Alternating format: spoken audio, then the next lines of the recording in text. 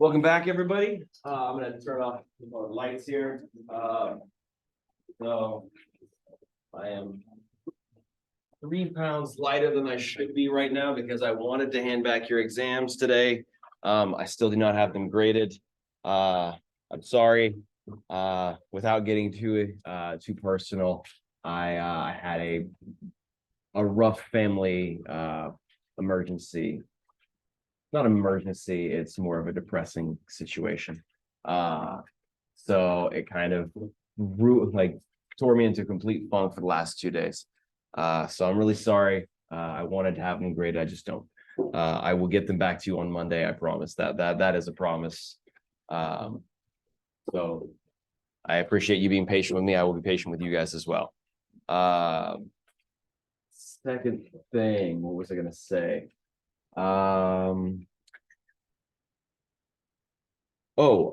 Because it happened during my office hours yesterday. If you guys see any typos or ways to improve upon the guided lecture notes, please let me know. I always really want to make these things perfect in any ways that I can. So if you I'd like to see more of this here, or I think this problem was too hard or whatever. I'm always game to hear those things, and I will take them under advisement. So please let me know if you want me to include something in the notes or whatever. Was there anything else I want to mention? So we're going to be starting section 2.4 today and hopefully finishing it. I think we will. And then next week we have it's a special week.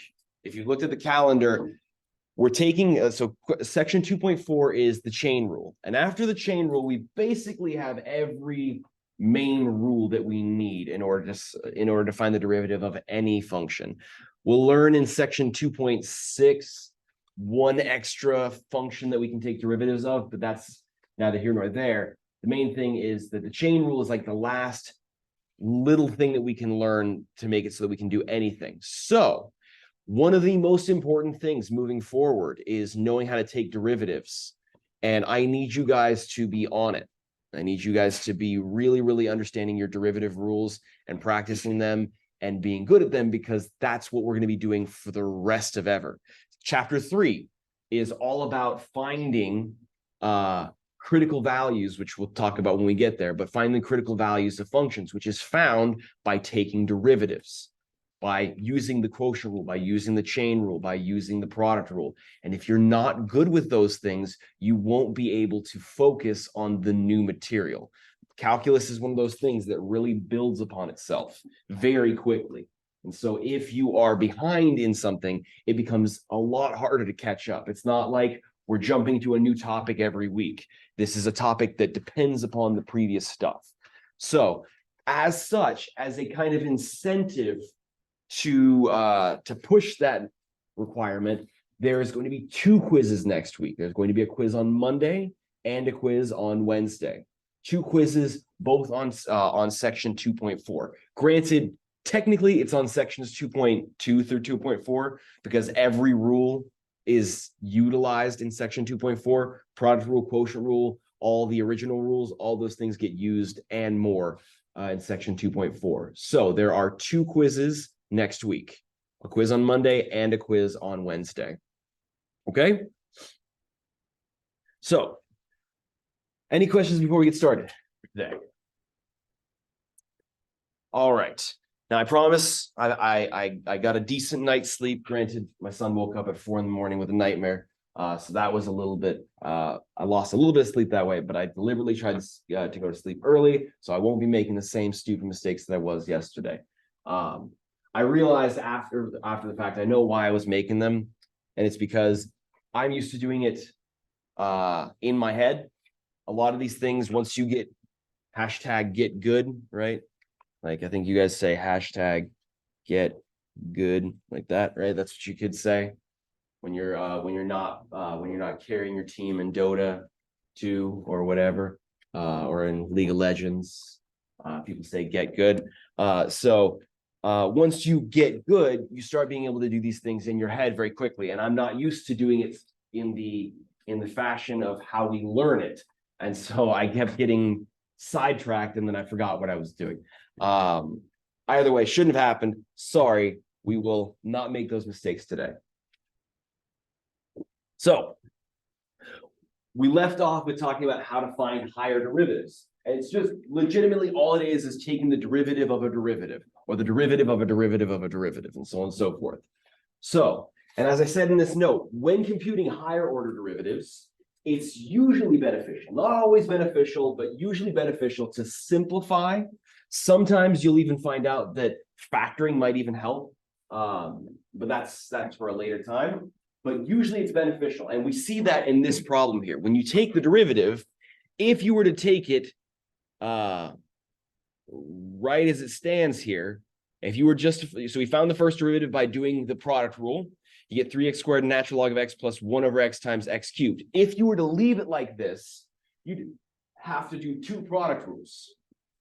You'd have to do a product rule here and a product rule here because this is a product of two functions. But instead, what we decided to do was simplify it and simplify it to just x squared. Now we only have to do one product rule and then a power rule.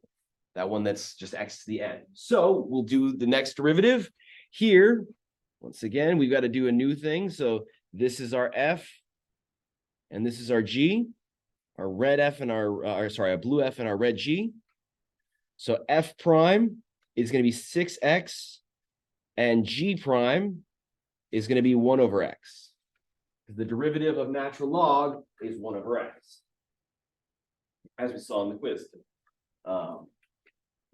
So then the derivative, the second derivative, y double prime, should be f prime g plus g prime f.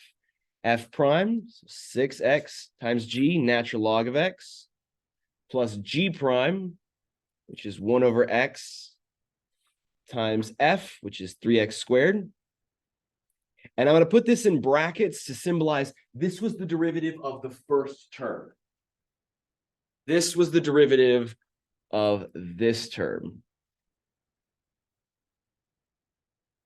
You don't need to write that little like curly brace thing situation, but that's the first term. You don't need to use the brackets, but I just want you to know that's where that came from. And then we also have to find the derivative of x squared. And that's just going to be plus 2x. And then I'm going to simplify that because once again, I can simplify that that middle term, that second term that we have, the 1 over x times 3x squared. So this becomes 6x ln of x plus 3x plus 2x. And then I can simplify that further. I can simplify that to 6x ln x plus 5x.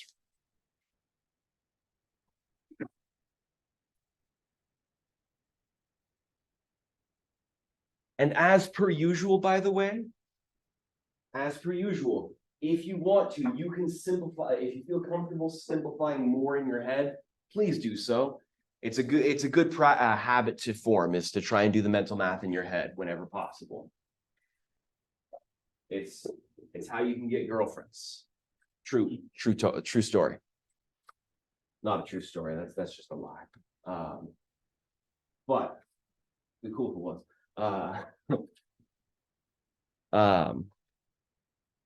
Where was I? So now we need to find the third derivative. So we got to do another product rule. This is f. This is g. And f prime would be 6, and g prime would be 1 over x. So we'll finally do it. And by the way, this whole thing that I'm writing in blue and red and green and purple and orange and pink, you can skip this once you feel comfortable. If you feel comfortable, like on the next exam, when these types of problems show up, if you want to just write the answer, like without having to write the F's and the G primes or whatever, be my guest. Be my guest. So y triple prime will equal f prime. So 6 times g, natural log of x, plus g prime, which is 1 over x, times f, which is 6x. And that's the first derivative, like that's the first term's derivative. And then the second term's derivative, the derivative of 5x would just be 5. And while you don't have to simplify this, if it's nice to simplify, I don't know if you saw that on the front page of my exam. I request that you simplify nice values. So like on your exam, don't leave it as the square root of 4, right, as 2. If you have 1 over x times 6x, please just simplify it a little bit. This tells us y prime, or y triple prime, excuse me, is 6 ln of x plus 11. And that's because when we cancel the x's here, you get 6 plus the 5 gives you the 11. Any questions on that? So to find the prime of 3, we just find the derivative, then we find the derivative of that derivative, and we keep going until we reach prime of 3. Yes, until we've reached the third prime of triple prime, we're not done. So now, if this was much nastier, just leave it as is. Don't need to worry about simplifying it. But this was somewhat nice to simplify. All right. Then this one, find d squared g over dt squared. That means the second derivative. We talked about that briefly. Remember, so dg, you don't need to write this down, but dg dt is the first derivative. If I take another derivative, that's taking ddt of dg dt, which gives us 2 d's up top, so d squared g over 2 dt's. That's the reason why that's the form, that's how we write it. So this is saying find the second derivative.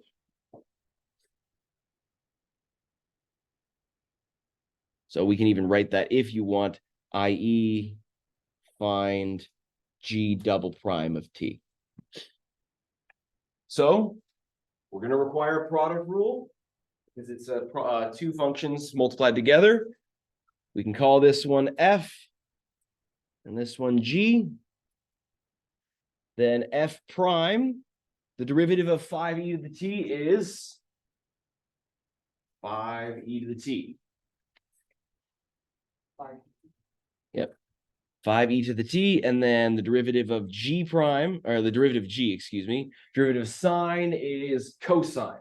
The co-functions are the ones that have the negative derivatives. So sine's derivative is positive cosine. See? And so what we end up with is that dg dt, I'm going to stick with the Leibniz notation so that we get comfortable with it. We need to get comfortable with both. Many textbooks have both notations in them. So I want you to be prepared. And especially, there are some teachers who go explicitly by one of them over the other.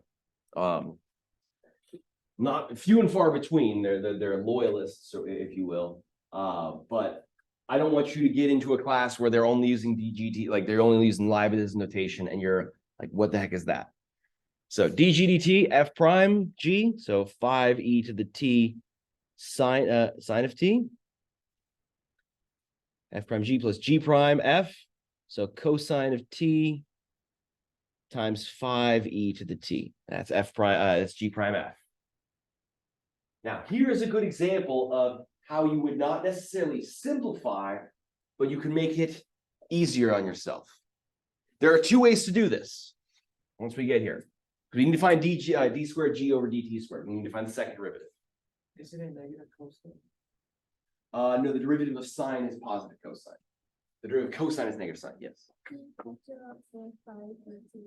Beautiful, beautiful. So why would you do that? Why would we factor out the 5e to the t?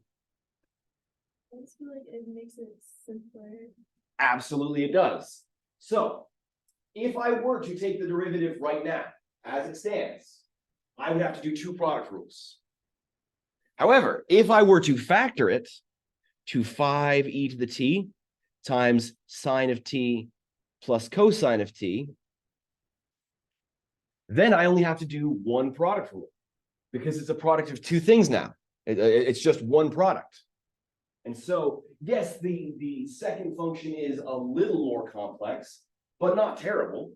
So it would be faster. Not saying that it's wrong to do it the other way. You can absolutely do it that way, but it's adding more work than you need. So then this is f, and this is g because we're taking the second derivative. So we need to take the derivative of this. But once again, as I said earlier, I just want to remind you, it is okay to take the derivative in the factored form. Not wrong to do so. It's just a little extra work. So f prime is still going to be 5e to the t, and g prime is going to be cosine of t minus sine of t. Because the derivative of sine is cosine, and the derivative of cosine is negative sine. The co-functions are the ones that get the negative derivatives. So we get that d squared g over dt squared is f prime, so 5e to the t times g sine of t plus cosine of t. And then plus g prime, which is cosine of t minus sine of t, all times f, which is 5e to the t. Now, if this was the only question that was asked, I would be fine with you just boxing this as your answer. There is something that can be done to simplify this. And the reason for that, if you see in the problem, a very fun home problem, this is going to be a great idea for you to do with your mom or your dad. It's a great bonding experience. Johnson & Johnson no tears situation. Is to find what the 12th derivative is. When you see this type of a question, I don't expect you to take 12 derivatives. That would be insane. That would be a lot, that would be very tedious. Instead, what I would recommend, if you want to try this problem at home, is to see if you can find a pattern. There is a pattern that happens here. And so once we simplify this, by the way, this would end up being 5e to the t. So I'm going to box this in and say that is the sure. That's what I decided to do. I totally want to do an oval that extended past the screen. Okay. Oh my God. There we go. But if you want to simplify, this would be 5e to the t sine t plus 5e to the t cosine t plus 5e to the t cosine t minus 5e to the t sine t. And then the sine t's would cancel. The 5e to the t sine t's would cancel, and we'd end up with 10e to the t cosine t.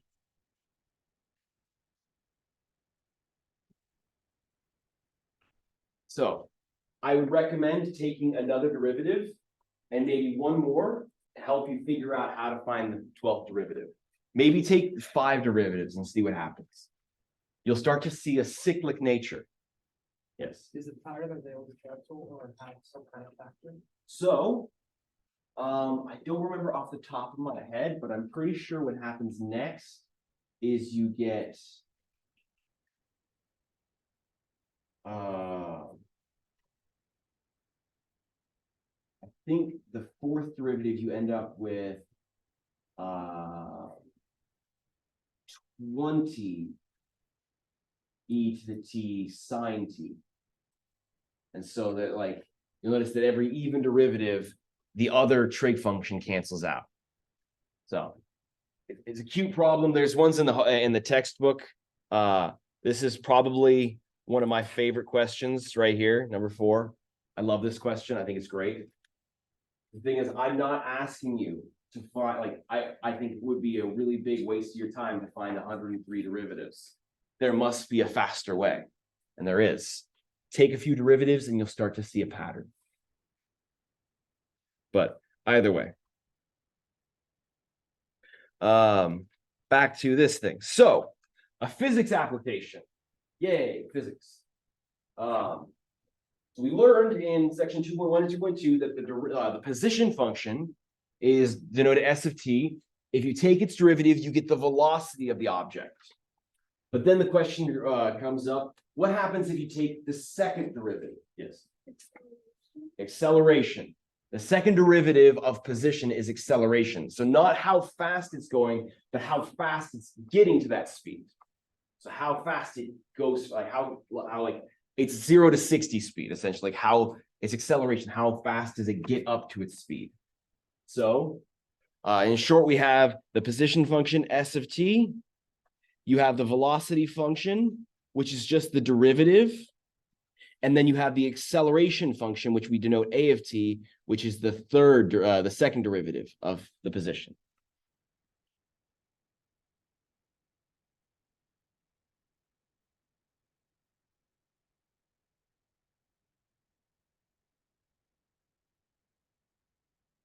All right. So to find acceleration, it's really the same question we've been doing before. It's find the second derivative.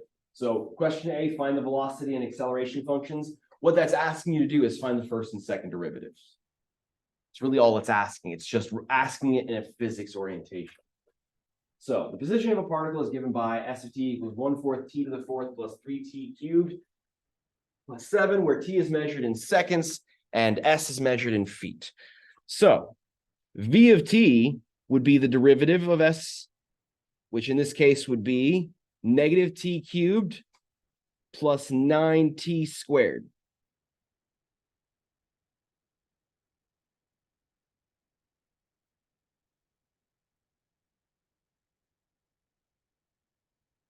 So the 1/4 and the 4 cancel. And that's why we got that negative t cubed.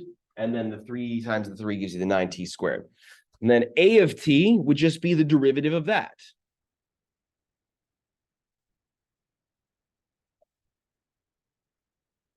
The A of t is just the derivative of the velocity, which would be negative 3t squared plus 18t.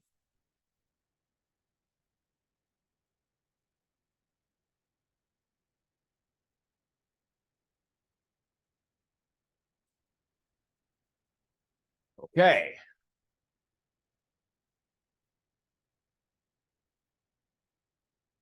Any questions on that? This question's far more fun. Opinion? Find the intervals during which the particle is accelerating. So accelerating would mean that you have a positive acceleration. Decelerating would mean you'd have a negative acceleration. That would mean that you're slowing down. And so what we're asking, if we're saying A of t has to be greater than 0, what that's saying is we want negative 3t squared plus 18t to be strictly greater than 0. And that's a nonlinear inequality. And there's a reason why I'm bringing this up. I brought it up earlier in a different problem.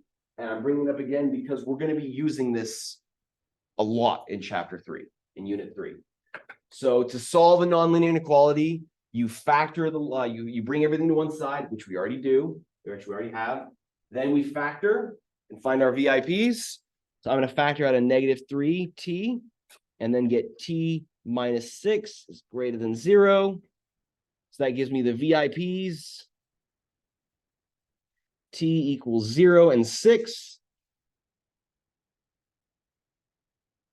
And that the VIPs come from setting each of the factors equal to 0. Negative 3t equal to 0 gives me t equals 0. T minus 6 equals 0 gives me t equals 6. And then we set up our very scientific name of a number line thingy. So here is 0. And here is 6.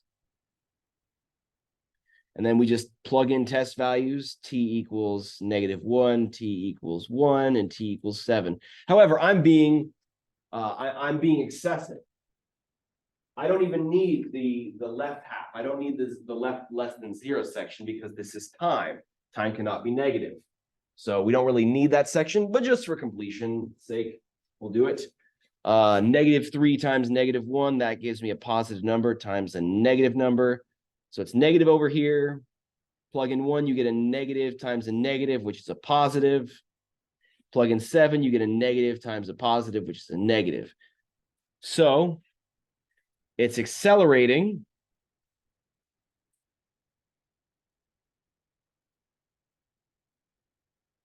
from t equals 0 to t equals 6 seconds.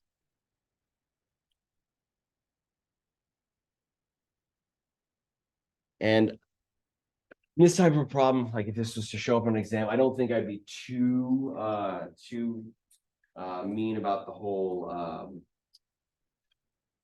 6 what? Elephants? You didn't label your units, you know.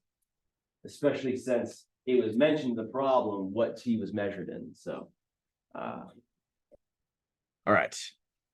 Any, yes, Would the answer be wrong if I just put like accelerated correct, 0 to 6, parentheses 0 to 6? yes, that would be fine. That would be completely correct. What is VIPs? Very important points. It's a notation that I like whenever I teach math 126, I call them VIPs. I know they're not points, right? Not an order pair, it's an X value, but Viv doesn't have the same ring to it. Very important value doesn't have the same ring as VIP. So the VIPs are the points that break up your interval into the pieces that you need to see. That's the reason why I call them VIPs. So describe in terms of the velocity and acceleration what is happening to the particle after 8 seconds. So what that's asking us to find is find V of 8, find A of 8, and determine what's happening. So V of 8 is going to equal negative quantity 8 cubed plus 9 times 8 squared, which I don't have I don't want to do that in my head. 64? Is that right? Yep. Wait, seriously? This would be okay. I'm tripping. 64. Okay, yeah. I agree. I concur. Also the parentheses. And that's going to be feet per second.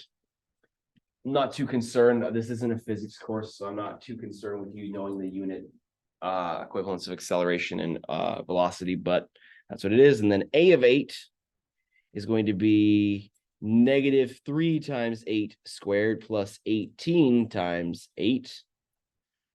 And that will be, someone can beat me to it. Negative 3 times 64 plus 18 times 8. Oh. Negative 48 feet per second squared.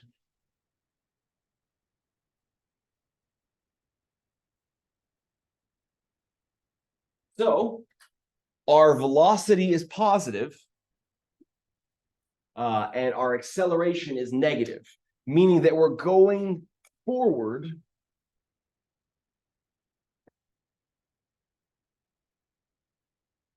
but slowing down.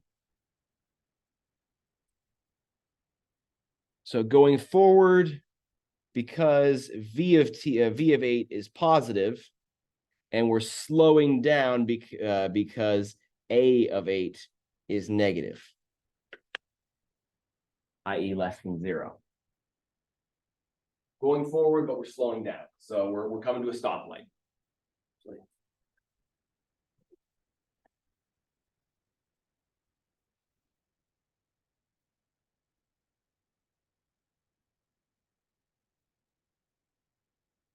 Any questions on that?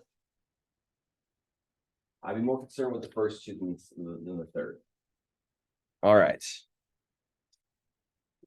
So, and as I said, we have all of our derivative rules that we've learned so far. But then, and so we're going to get like a little bit later in the notes, you'll see the final cheat sheet that has everything. But as I said before, log base A or log base B or whatever, and then A to the X, you don't need to have those memorized. If there's a quiz or an exam that requires those derivatives to be shown, I will give you that definition. You don't need to memorize that. So 2.4, the chain rule. So function composition. Let f and g be differentiable functions and define capital F to be the composition of f and g. F composed of g, which is defined as f of g of x. Then f is differentiable and is defined by this. F prime of x. Did I want to write that as a g? Okay. F prime of x, which is, of course, d dx, the derivative of f of g of x is equal to f prime of g of x times g prime of x.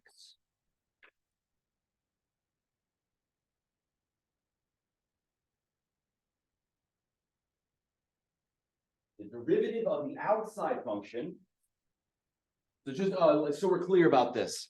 Some note, like some jargon that I typically use. I don't necessarily know if every teacher uses this notation, but I call the outside function the outside function, the one that's further out, and the one that is being plugged into the outside function, the inside function or the inner function. So to take the derivative of a composition, you take the derivative of the outside function, evaluate it at the inside function, and then multiply that by the derivative of the inside function. Now, the way people usually do it, the common remembering tool is the derivative of the derivative of the outside times the derivative of the inside. Derivative of the outside times the derivative of the inside. Now, as we were talking about, there's Leibniz notation and there is Newtonian notation. This is why the rest of the world, the rest of Europe was able to figure out more mathematics faster. So if you were to think of a composition of two functions, so y is equal to f of u and u is equal to g of x, meaning, so this means that y is equal to f of g of x. That's just another way to say that. You're inside, like you have y being a function of u and u being a function of x. Inside, like in position. Then dy dx, to find the derivative of y with respect to x, that would be dy, oh, wrong color. Dy du, the derivative of y with respect to u, times du dx, the derivative of u with respect to x. And so this is how they were able to figure it out much faster, because they were able to think about derivatives as fractions a little bit. And then you see how it would work. The du's would cancel. Now they don't write that. Don't write that. That's the reason why it works, right? You can just multiply by du over du and then just split it apart how it works, like how you want to. It's not a fraction, but because of Leibniz's notation and his concept of infinitesimals, mathematicians across Europe, except for England, because they were following their golden boy Newton, were able to think of it like a fraction and say, okay, well, I can prove this by just doing this. And then they were able to create a lot more mathematics because of that. So I'm going to present both ways, and then I'm going to present my way of doing it. And you can choose any of those three ways.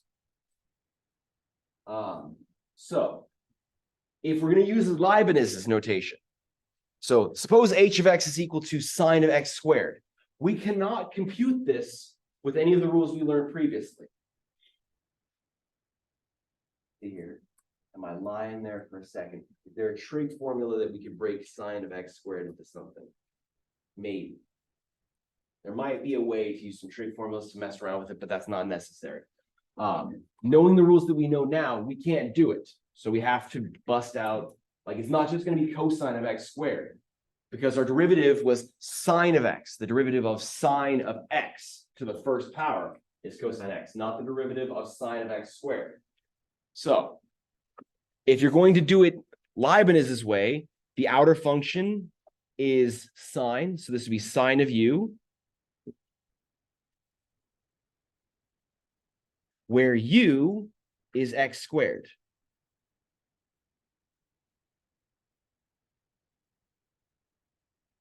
Then Leibniz's notation is saying that the derivative of h prime, the dy dx, is dy du over du dx, or dy du times du dx. Dy du, the derivative of sine of u, would be cosine of u. And the derivative of u with respect to x would be 2x. But then the question begs, that's not a function in purely, like h of x was in terms of x. This is in terms of two variables. However, what's u?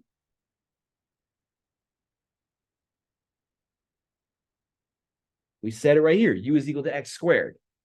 So this is cosine of x squared times 2x.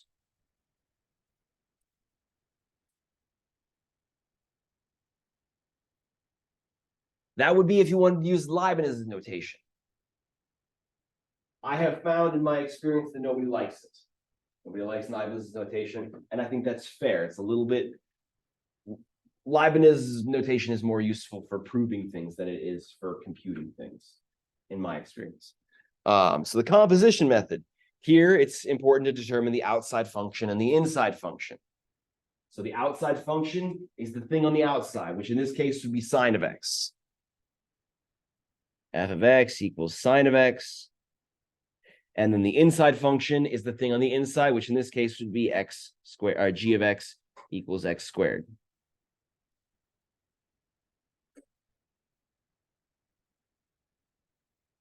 So by the rule, going like I don't have it up above because I scrolled beyond it, but it's f prime of g of x times g prime of x.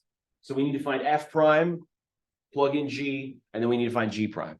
So f prime of x would be cosine of x, and that would mean that f prime of g of x, like in the formula,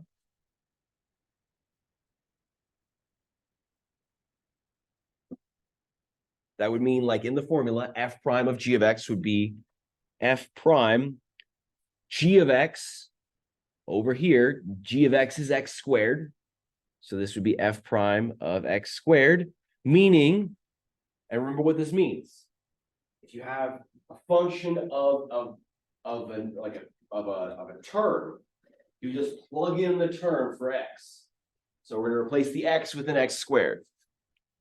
Cosine of x squared. And then g prime is 2x. So h prime of x is f prime of g of x times g prime of x, which would then be cosine of x squared times 2x. I don't know why there was only just a 2 there. There should be a 2x. G prime is 2x. I don't know why there was only a 2. You get the same thing, which is what we'd hope. If it didn't, we'd have a problem.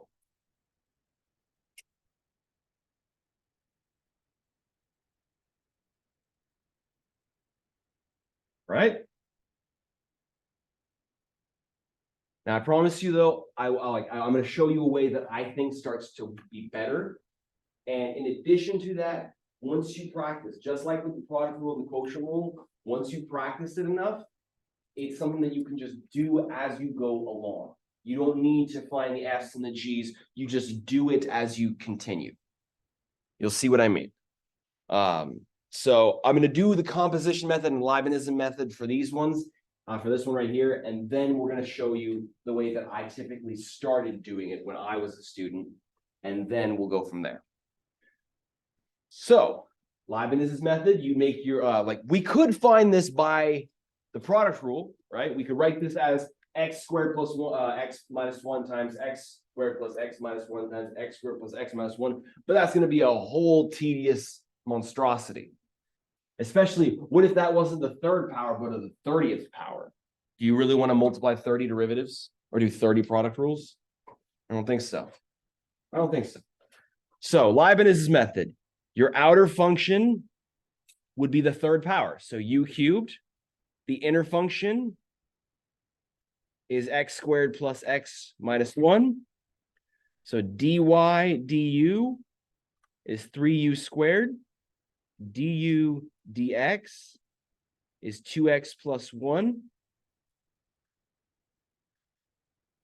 So k prime is dy du times du dx, allowing us to cancel the du's. That's what's happened. That's how it works, quote unquote. So you get 3u squared times 2x plus 1. But remember, we want k prime to be in terms of purely x. Our function was given in terms of x, So our answer should be given in terms of x. So that means that k prime of x, u was declared at the very beginning to be x squared plus x minus 1. So this is the same thing as 3 times x squared plus x minus 1 squared times 2x plus 1.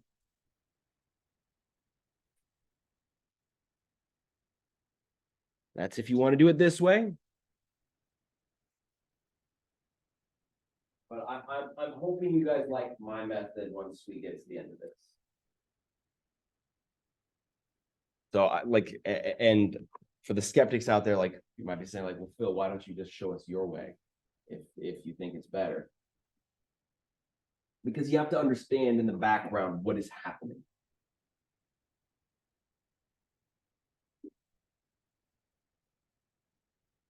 So, composition method. The outer function is the cube power.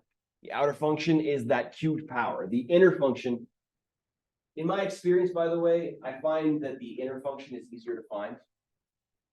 It's usually apparent that it's usually inside parentheses. So G, the inside function, is x squared plus x minus 1. So f prime of x is 3x squared, which means that f prime of g of x is 3 times x squared plus x minus 1 squared. G prime of x is 2x plus 1. I'm going to slow down for a second. I know I'm writing that very quickly.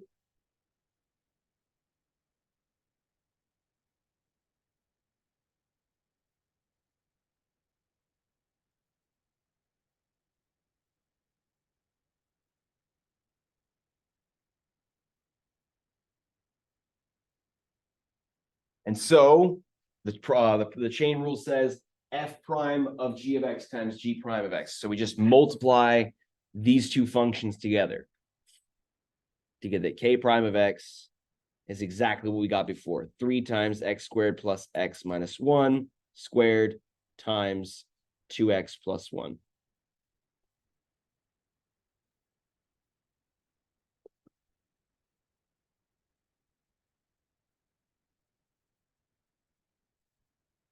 Okay.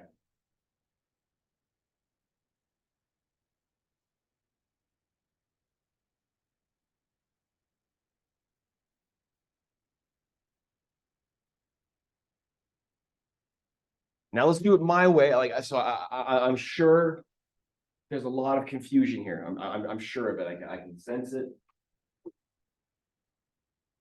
Yeah, it's in the air. I can sense the confusion, and it's because this is not inherently clear at first. It's one of those things that needs a lot of practice. It needs a lot of practice. So I'm going to do it my way. First and foremost, whenever I see a radical in my mind saying, nah, I'm not going to do that. I'm going to write this as an exponent. So I'm going to write this as 2 minus 9x to the 1/4 power. So I don't label my f's and g's. I do that in my head. And I think about what I'm going to do. I'm going to take the derivative of the outside. The outside function is that fourth power, 1/4 power, right? So p prime of x, the outside function's derivative would be 1/4 times 2 minus 9x to the negative 3/4. This isn't the answer, but I want us to understand. So I took the derivative of this, the 1/4 power. That's why the 1/4 went up front. I'm keeping the inside function because that's how the chain rule works. It's f prime of g of x. It's f prime of the inside function. So I'm going to keep the inside function here, take the derivative of the outside function, and then times d dx of 2 minus 9x. As you get better at this, you don't need to write that. You can just do the derivative in your head if it's easy enough, if it's nice enough. Sometimes the inside's not very nice, and that's when things you might need to bust out a little bit of stuff inside. But this is a really, really good way to start. So remember, d dx means take the derivative of this. And the derivative of this would just be -9.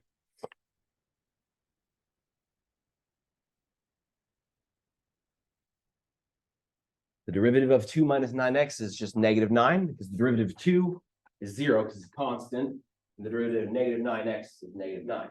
So at the end of the day, p prime of x is going to be -9/4 times 2 minus 9x to the -3/4.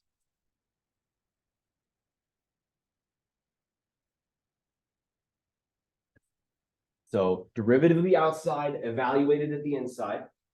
That's what that first term was. And then we take the derivative of the inside. When it's something nice like 2 minus 9x, you might not need to write that.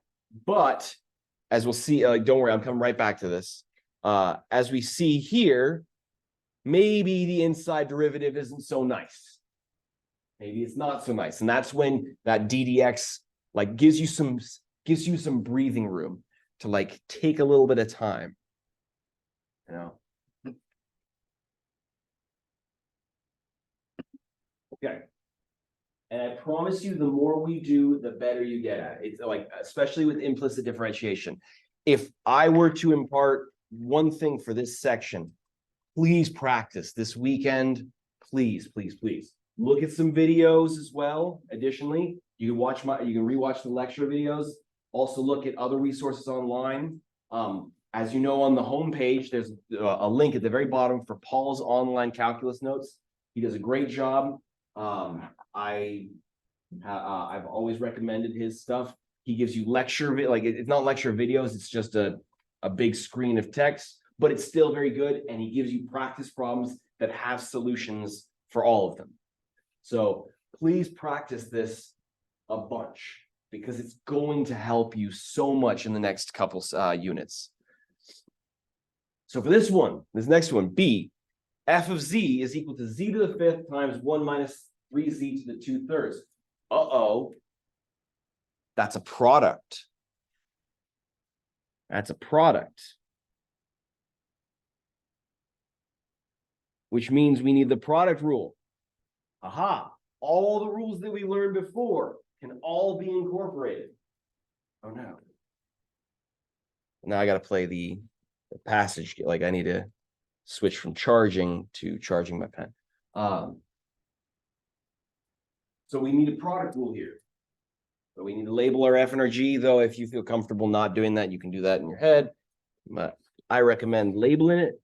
So this is my F, and this is my G. So F prime is 5z to the 4th. No problems there. That one's a nice one. Power rule only. G is going to require a chain rule. So if G is equal to 1 minus 3z to the 2/3, G prime. I'll let you so watch it happen in real time, then write it down. I will make sure to give you time to practice it. So the derivative of G, derivative of the outside function. The outside function is that 2/3 power. So it's a power rule. So it becomes 2/3 times 1 minus 3z to the -1/3 times the derivative of the inside, ddz of 1 minus 3z. That's the inside function. So that's going to be 2/3 times 1 minus 3z, the -1/3 times -3, which will simplify then to -2 times 1 minus 3z to the -1/3. So I'll let you write that down now, and then we'll ask questions and digest it. It says this is a bowl of grape nuts, no milk. Those hard things to chew.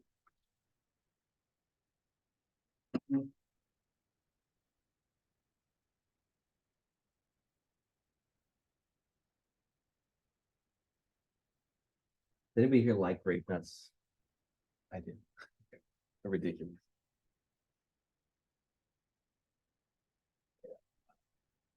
But they need like sugar. They need something for them to be digestible for me at least. Okay, so do we have questions on this? I'm gonna reiterate one more time. The derivative of the outside, so 2/3, so for people watching the recording. The outside function is that 2/3 power. So by the power rule, this gets put out front, and then we decrease this we subtract 1. So 2/3 minus 1 is -1/3. You keep the inside function because of how the chain rule works. It's f prime of g of x. That's why I'm not just writing a z here. I'm writing of the inside function. Then times the derivative of the inside function, which is -3. 3 and the -3 cancel at least a little bit. You left with the -1. That's why it's -2 times 1 minus 3z to the -1/3. Any questions on that? Yes. So for example, the chain rule is still written on, like, let's say x squared. If you do nothing for x squared instead of 2x, because you take the derivative on this side, so x goes to 1. The 1 is still there. Beautiful, beautiful. I love it. Yes, I know exactly what you're saying, and it's a great explanation. The chain rule works with everything. So you can even think of x squared. You don't need to write this down if you want, if you don't want to, but x squared, you could think of that as the quantity x raised to the second power. So the derivative of it, if you want to use the chain rule, if I want to take the derivative of this, I want to prime it, that would be 2 times x to the first power times the derivative of x. But the derivative of x is 1. So it's not necessary. We're like multiplying by 1 doesn't do anything. So that's why it still works. It's still 2x. So you can use that too. Like maybe I hope that that's a really good way to think about it and show how you can still do it with other things as well. I love that. I hadn't even considered that. Like I know that but I hadn't considered that. It's beautiful. Okay. Sadly, I'm not gonna erase it. That's beautiful. But what I am gonna do is minimize it. There we go. Oh, I didn't mean this. Put it over here. Still visible, but I needed space. So remember, we're not done though. That was a side part of the big project. The big project was to find f prime of z. So f prime of z is f prime, 5z to the 4th, times g, 1 minus 3z to the 2/3, plus g prime, so that's -2 times 1 minus 3z to the -1/3, times f, z to the 5th. And you can leave it like that. I don't care. That's good enough for me. But you can simplify it if you want to. If you wanted to write this as -2, if you like, I encourage that, but just to stay on time, we don't have to.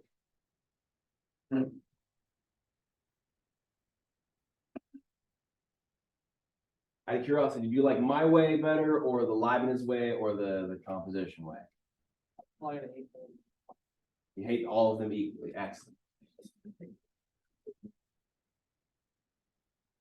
Hurts my feelings. Now this is another one that I want to I deliberately did this one because this can throw students off a lot and I want to talk about it before I forget. So sine to the 4th of x. Please remember that this note sine to the 4th of x is the quantity sine of x to the 4th. So to take the derivative of that, that's going to be a chain rule. The outer function being the 4th power, the inner function being sine. But this is a quotient. So quotient rule.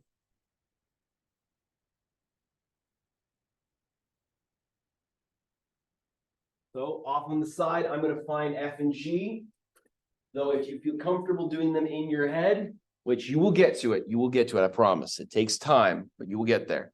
I'm gonna label this to be my F and this to be my G, the denominator to be my G. So F prime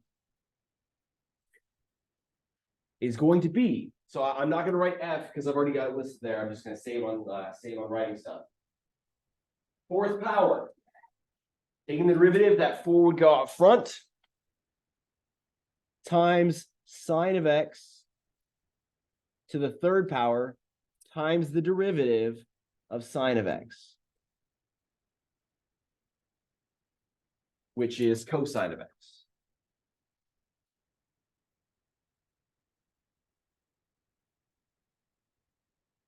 That's 4 sine cubed of x times cosine of x.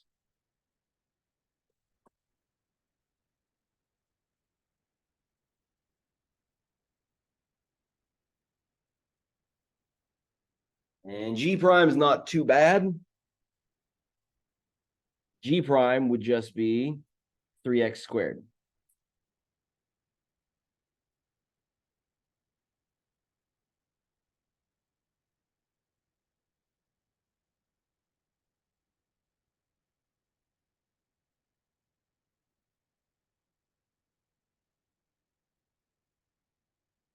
I will try to remember to send you an email, by the way. I'm just thinking ahead.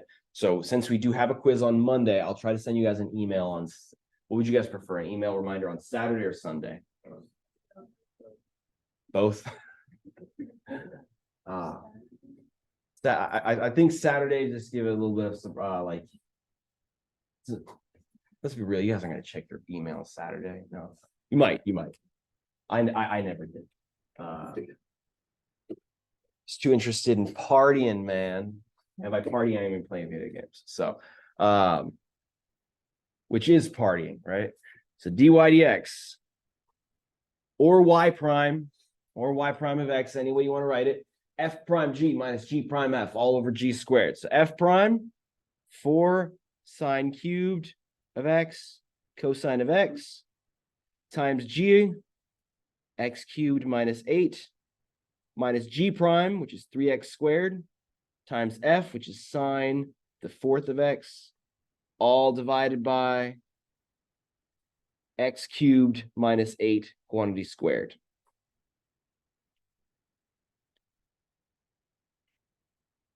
Yeah, I know. I used to use a different program called Viddle to present my lectures instead of Notability. And if you were in the middle of recording something and your Apple Pencil died, it would erase the entire recording. So I would like, this was before I realized you could write it in snippets. So several times I had like an hour and 20 minutes just wait. Yes. Does the x cubed minus 8 factor out on the bottom? No, because it's sorry, I was a little bit, I was just checking something real quick. Because it's just a term up top, it's part of the first term. Yeah, it would have to be multiplied here as well in order to cancel it. Gotcha. All right. Any questions on that? It's gonna get better. I promise you, it does get better. I'd like to do these two together. And then you'll notice that all the rest of them are a bunch of more and more practice. A lot of practice. I don't know how much we'll get through, considering we only have 30 minutes. We have 25 minutes left. But we'll see how it goes. So that being said, I'm making an executive decision right now. The first quiz will spend more time on, I think there's going to be somewhere between 2 and 4 questions for each quiz, 2 and 4 derivatives that you need to find. And so this first quiz on Monday, only 1 question will be chain rule. It'll be a less intense chain rule. It'll probably be just a chain rule, no extra rules. So something along the lines of x squared plus x minus 1 to the third power. One question like that, and the other 2 or 3 or whatever will be product and quotient rule stuff. So, and then because we're not going to finish this today, I don't think so. If I'm being real. So, anyways, this one, I'll send an email mentioning that though. I promise. The email will mention that the exam will spend more time. The first quiz will spend more time on section 2.3. So this one here, sine of the square root of t times the square root of sine of t. Just trying to be funky. So rewrite it as sine of t to the 1/2 plus sine of t to the 1/2. So the difference, very, very minute difference, but it's important. Difference between an elephant and an elephant seal. Very, very similar, but different. Similar in name. Different, completely different in what they are. So f prime, that's going to be two chain rules. Two chain rules. The first one requires a chain rule. The second one requires a chain rule. So the derivative of the first piece. What is the outside function here? Sine is the outside function. So the derivative of sine is cosine. So this is cosine of the inside function, t to the 1/2, times the derivative, so d dt of t to the 1/2. That would be the derivative of the first piece.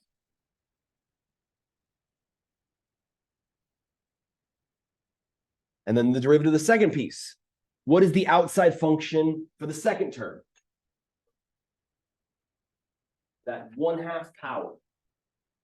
That one, so it's sine of t raised to that 1/2 power. That 1/2 power is the outside function. So using the power rule, this would be 1/2 sine of t raised to the negative 1/2 times the derivative of sine of t. Sine of t was the inside function for the second term. So at the end of the day, I'll let you write that down.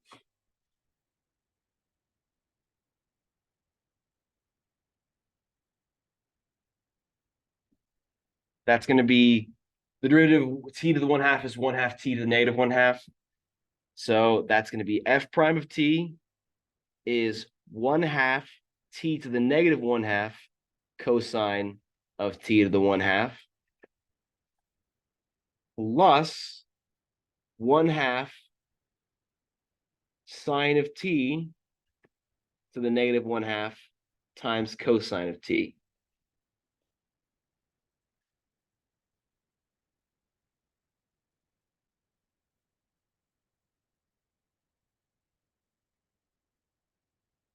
And if you're wondering, I did move the derivative of the first term, that ddt of t to the 1/2. I brought it to the front, and that's just, it looks so much nicer. It looks so much better when the t, like the constant and the variables are up front. That's the convention, is constants first, then polynomials, then exponentials, then trig, then logarithms, and everything else. That's the mathematical convention for how to write your functions. But I promise you, though, you will not get marked down if you were to write it as cosine of t to the 1/2 times 1/2 t to the negative 1/2. If you jumbled them around, totally fine.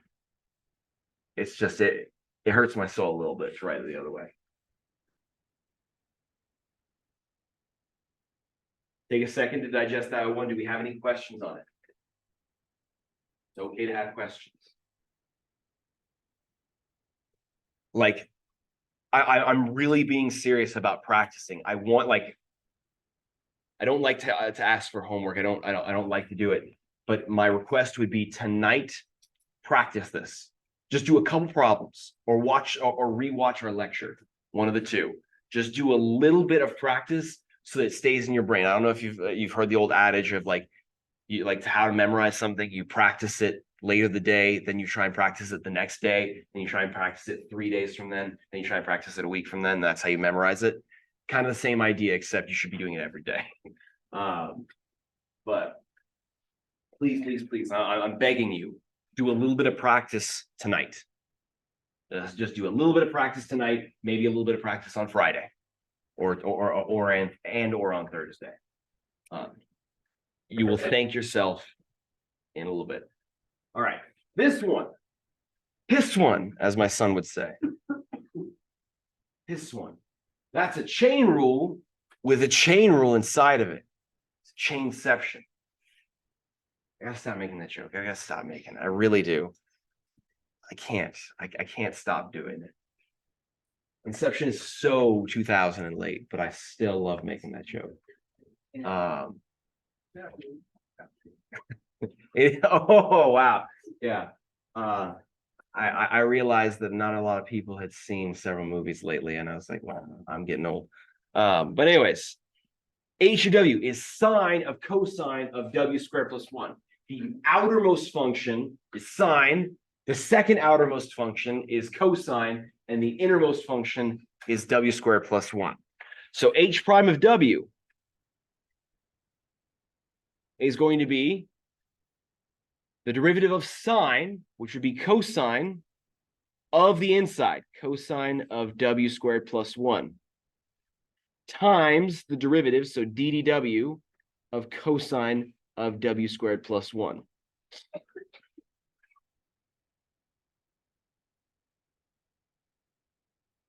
The cosine on the inside of the change is negative sign. Great question. So this doesn't change yet because that's the inside function. When you're looking at purely like doing your first rendition, sine is your outside function, cosine of W squared plus 1 is your inside function. So derivative of the outside, cosine, evaluated the whole inside. Is that all right? So now another chain rule. So this would be, we still have that cosine of W squared plus 1, then times the derivative of cosine is negative sine.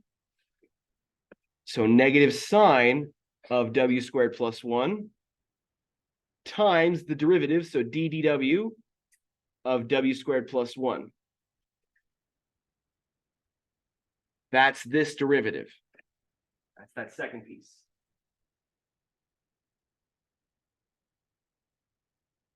And I'm mentioning now because I'm a nervous wreck of a person. I'm self-conscious. I know I really like to give you guys at least a 10-minute break, and I'm sorry that I didn't do that today. I promise you we'll get back onto that track. It's just I want to get caught up in whichever ways I can. You guys deserve a 10-minute break. You guys are doing great. Pat yourselves on the back. I know like an hour and 50 minutes of math is a lot, even for me. So we'll reflect on that. Does anybody have any questions so far? So then we got to do the derivative of that, which would just be 2W. So at the end of the day, H prime of W, color, is cosine of W squared plus 1 times negative sine. So I'm just going to tack on the, well, I'll write it. Negative sine of W squared plus 1 times 2W. Or preferably, H prime of W is negative 2W cosine of W squared plus 1 times sine of W squared plus 1. Yeah, I totally wanted to draw an arrow.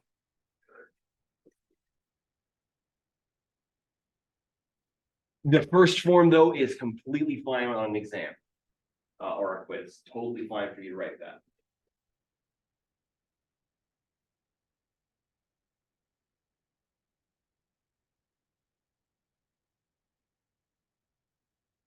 Quite a rendition. Now, this one right here is near and dear to my heart because it's very related to one of the first things that I had to do. So when I was taking calculus in college, WebAssign, do you guys remember WebAssign? It's now called Cengage. It's like MyLab or Alex. That was when it's first in its infancy, and so I was having to I had to answer my homework assignments through that. And one of the homework questions was this. Let me get to the problem. I actually, f of x is equal to the square root of sine of cosine of tangent of secant of x. That's a chain rule within a chain rule within a chain rule within a chain rule within a chain rule. And as you could imagine, trying to type that into your web browser, it wouldn't fit in a little box. So you had to pray that you didn't make any mistakes. I ended up being a tutor, and that problem stuck around in calculus, in the calculus courses for quite a while. And that was always a point of contention because there were so many ways to just make one small typo and everything went to crap. And we ended up Rochambeauing for who had to do that problem. But it's a very fun problem. If you can do that problem, you understand the chain rule. If you can do that problem correctly, you understand the chain rule 100%. So very fun problem. I highly recommend. It's great torture. So let's see here. What time are we at? All right. This one here, e to the x cubed minus 7x squared plus 2. What's the outer function? Better yet, what's the inner function? The exponent, right? The exponent is the inside function. The outer function is e. So outer function is e. The inner function is x cubed minus 7x squared plus 2. So k prime of x, the derivative of e is itself, right? So it becomes e to the x cubed minus 7x squared plus 2 times the derivative, so d dx of x cubed minus 7x squared plus 2. Or preferably, k prime of x is equal to 3x squared minus 14x times e to the x cubed minus 7x squared plus 2.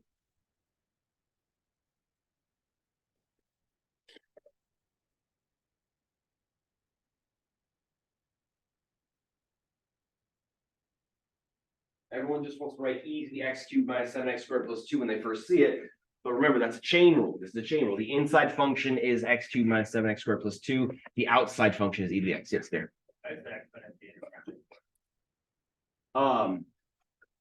Why is the exponent? Why is the whole top portion of the inner function is not e? That's just what I'm hanging out on. for sure? So like, sorry, like I missed the. Are you asking why e is the outer function or why the inner function is just the? Basically, why use outer function? Why is e the outer function? So maybe it'd be best to see what would happen. So if I were to make f of x e to the x and g of x equal to x cubed minus 7x squared plus 2, then f of g of x would be f of the quantity x cubed minus 7x squared plus 2, and f of x is e to the x, so we're going to replace that x with what I have on the inside of the parentheses. So that's going to be e to the x cubed minus 7x squared plus 2. Does that illuminate it better? If not, it's okay. This has to be, this is one of, if you have to take differential equations in your mathematical adventure, I both love and hate that course because every proof in differential equations is because I said so. That's legitimately what it is. Every proof that you see in differential equations is because it works, which is very, very unmathy. Mathematicians love to say this works because this, therefore this, therefore this. Whereas differential equation professors would just say, oh, because I found it. And that's not math in my opinion. But either way, I hope that illuminates it better. And if anybody needs another version, I can think of another version. But I appreciate the question. That's like, this is honestly, despite it being in my, like, when people learn this rule, like learn how to take the derivatives of e to a function, it becomes pretty quick to them. But when they first see it, it always trips them up. So I really appreciate you bringing up that comment. I hadn't thought about it that way. All right. This one here, pi to the cotangent of y. This one, we need to remember that rule, so I'm gonna write it down right here. The ddx of a to the x is ln of a times a to the x. That's the generic rule, but this is the chain rule, because it's not pi to the y, it's pi to the cotangent of y. So just like e was the outer function, like e to the something, the outer function here is pi to the something. So t prime of y would be natural log of pi times pi to the cotangent y times the derivative, so d dy of cotangent of y.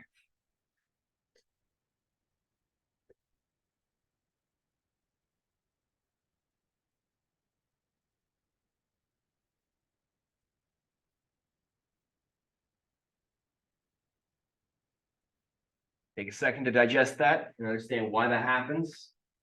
That's okay. If you don't, we can talk about it. I've got to know what copy is that? Let's try. It's Jai. I see. It's like green blue chai. That is the new, like they like that's the first time they've introduced that one. The pumpkin chai. It's delicious. Highly recommend. So that's exactly what I get if I go. Anywho, I want coffee. Natural log of pi times pi up to the cotangent y. That's the derivative of the outside function, because the outside function is that a to the x. Then we have to take the derivative of the cotangent. Does anyone remember what it is? This is how I think of it, because I don't have any of the co-functions memorized. So my mind says the derivative of tangent I memorized, that's secant squared. And cotangent is its brother or its sister, whatever. And it's a cofunction, so negative. So negative cosecant squared. So this t prime of y is ln of pi times pi to the cotangent y times negative cosecant squared of y. Which we could write, we could bring the negative sign out front. Probably should do that. Or negative natural log of pi times pi to the cotangent of y times cosecant squared of y.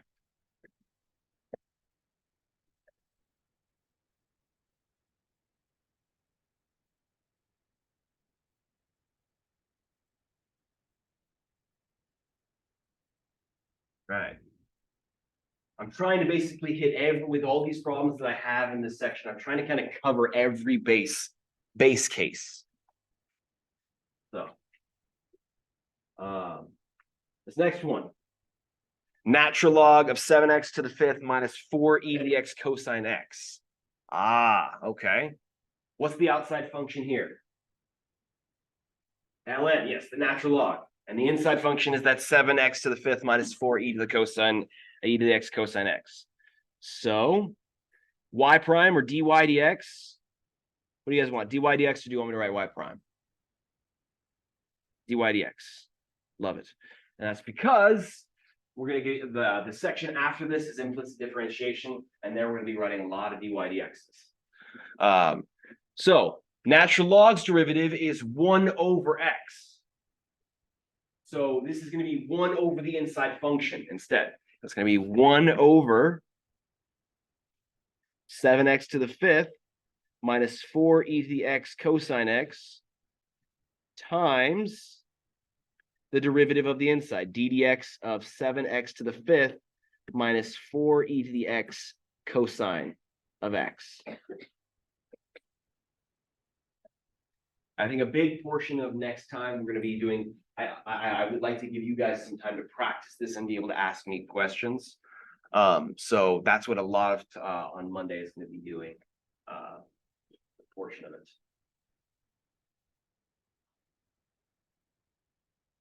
Aha, taking the derivative of that, what am I going to need to do? Product rule. 7x to the 5th, not a problem. 7x to the 5th, not a problem. This right here, product rule. So we can either do it off on the side. This is F and this is G. Or if you want to, you can do it in your head if you're comfortable with that. You will get there, I promise. F prime. 4e to the x. The derivative of that would just be 4e to the x. G prime. The derivative of cosine is negative sine. So this is 1 over 7x to the 5th minus 4e to the x cosine of x times, in parentheses, the derivative. Oh, I'll let you slow down. Do the last one we do. We'll leave the rest of them for later.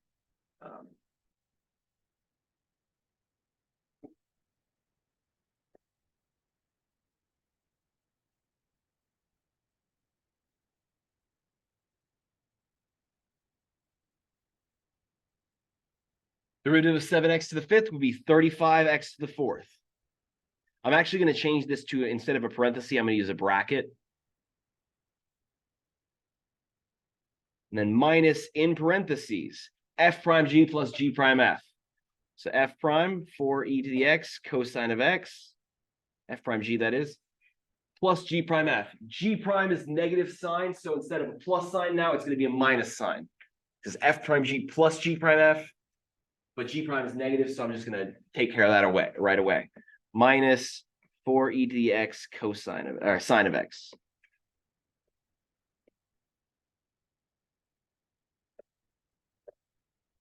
And we could simplify it from here if we wanted to, but why would we? Why would we? That's unnecessary.